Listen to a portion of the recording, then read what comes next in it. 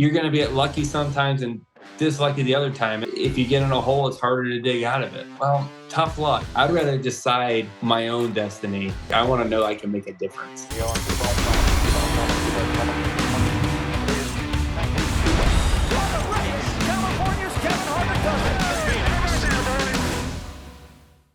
The champ is back, and that was definitely probably felt pretty good with the way that everything has gone this year, all the bad luck, good luck, whatever you want to call it. It's been a heck of a year, so it had to feel good to get back to victory lane. No, it feels good anytime you go to victory lane, but yeah, it's been an eventful year. It seems like you have those spans. You know how it goes. You have those spans in the season where it seems like just whatever you do, something just doesn't line up the way it needs to, and things just kept happening. Been on both sides of it, right? Like I look at the end of the season last year and the championship run, I'm like, no matter what we do, things went right, and so now it's just I feel like we had to pay the price for that. Hopefully now we're through it all and we can continue moving forward. But nice to get the first win on the year and get into the playoffs and be able to now focus on just getting more playoff points. So we go to Texas all the time, and it's just this wild race, and the cars are edgy, and there's crashes, and just kind of way out of the norm. Did you feel like you had the fastest car, or does it even matter on a day like this? Well, it's always nice to have a fast car, and that does matter. You look at all three of those races. They were pretty eventful. There's a lot of things going on. A lot of crashes, but they were for different reasons, right? The trucks and the Xfinity cars, they wrecked a lot with cars on the inside of them, right, and getting loose and then crashing up into them. For us, most of the wrecks happen. Not all of them, but some of them happen in 3 and 4 were the bumps, right? The bumps with the Cup cars, we just can't accept the bumps really well in the back of these cars, and you get a little bit high there in 3 and 4, and you hit the bump wrong, and boom, you're backed into the fence. So different reasons for the events, but it does happen. And, I do feel like our Mustang was fast. We felt like that in practice, that it was capable of going up there and winning the race. But, the penalty you pay from having a bad race previously for going out early in qualifying is a pretty big penalty these days. And so, we went out 6th in qualifying, had a pretty poor qualifying effort because of that. And 2, I just didn't do a good enough job. But both of that adding up, as close as the field is today, it puts you all the way back to 27th. And, you not only does it take a long time to get up through the field, but also your pit stall is now really not good at all. Had to deal with traffic the whole time. So it just made the process of getting to the front long, and it took a long time to get there. But the fast car definitely helped. I've not been a super big fan of the qualifying order metric. I'm a fan of the random draw to keep. I don't know. It just seems like when you get behind, especially for some of the smaller teams, when they have a good day and can qualify better, it kind of evens things out. Where do you sit on that metric in that regards, as far as whether a random draw or the metric would be better? Yeah, respectfully, I disagree with you. Just because I feel like you earn it. Right, like a random draw it's a lottery, like it doesn't. You're going to be lucky sometimes and dislucky the other time. At least with a metric, there is you earn the right to have a better qualifying position. I'm fine with it just by points, right? But for the same reasons, like if you get in a hole, it's harder to dig out of it. Well, tough luck, right? Like it is what it is. I'd rather my fate. I'd rather decide my own destiny more than just a random pill draw.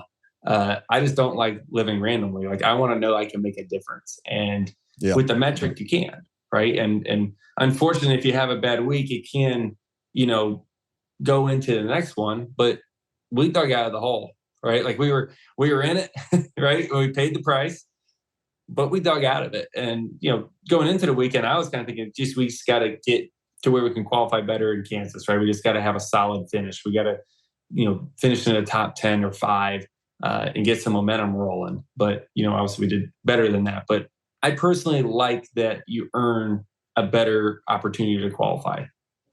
Well, see, that's what happens when you sit on the other side of the camera, Joe. You want all this stuff. You want all this stuff mixed up, and I've become slowly thinking outside of the competitor box. So I'm glad that you disagree. I like those conversations. But I said respectfully, though. No, you don't have. Look, hey, this is what this is all about. I love the fact when people disagree with things, and it creates great conversation. We talk about this in the driver council all the time. I mean, it creates good conversation when people look at things from different perspectives and can start that conversation, and then it develops into something great. So I love it.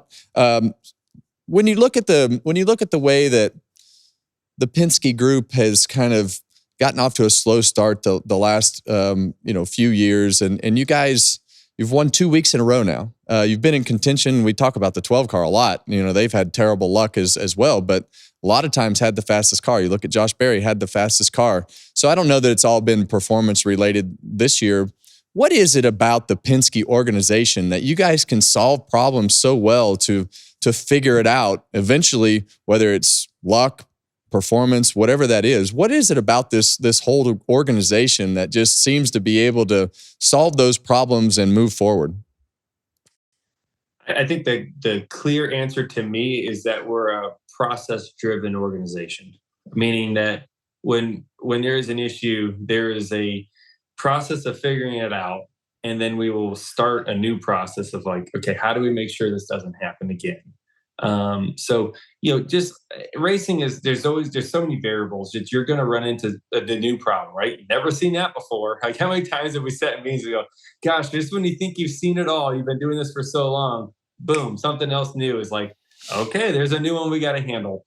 And then there's a new process in place. And it's just a very disciplined, this is how we're going to do it. And a very engineering process minds there that like look at things from that standpoint. So I think that's where our advantage is.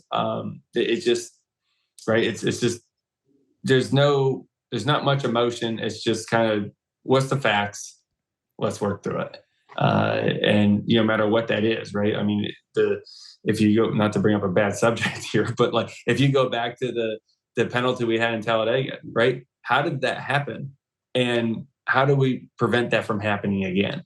Right. And that was the question, right? The mistake was made. How do we fix it? Move forward. And that's it. Yeah. Well, you got to have a deeper nut and bolt bin. It sounds like, sounds like going forward to have some fresh bolts and nuts. Though, yes. Yeah. And I think we learned that a few years ago or a couple of years ago at SHR. If you don't crash your car, the penalty is the bolts get worn out, and it is what it is. Right. But so I'm glad you're on today because I haven't seen you, and I know that since you guys went to the White House, and I want to know just how that whole situation was with the president. I mean, I know Paul is now head of security for President Trump, based upon the videos that I saw with his frown and everything that we got to see for hours upon hours. What was that like, standing there with the president while he's basically conducting, some new tariff rules on the world?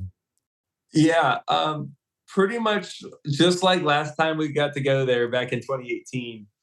There was a plan, and then Trump did whatever he wanted to do. It's so funny how it just changed direction so quickly on what we were all doing. But it's an honor, right? I mean, just going to the White House, seeing your race car in front of the White House is the most BA thing that you can ever see. It just looks so cool. And walking into the Oval Office and meeting the president, and just talking to him like he's a normal person, right? It was cool to see that and be involved in that. Talk about race and talk about what's going on in our country. And there's a lot of jokes, right? We had fun. We laughed a lot, and then we walked out to the cars. And the plan originally was that the president was going to walk around to each car that was there, because there was the Indy car there as well as the IMSA team, because Joseph Newgarden won the Indy 500 and the IMSA team won the Rolex 24. So we had all of the Penske big winners there, and the plan was for him to go to each car and talk to the teams. And then he got to our car, and then addressed the media. And then the media just went off on all the things that just happened that day as he put a pause on the tariffs that day. And it was like, oh my goodness. And next thing you know, we're standing there for 45 minutes and he's doing his thing. And it was kind of a surreal experience, but pretty fun, memorable for sure. It was memorable. I thought it was awesome to see all you guys standing there like, what in the hell is just happening right here? Great exposure for not only the team and the sport, but always pretty cool. Well, you're a champ, man. The champ's back in victory lane. Congratulations. We appreciate you taking the time today, and hopefully that bad luck is just gone and you guys can keep rolling. So good luck the rest of the year. Absolutely. Thanks, Kevin. See you soon, man.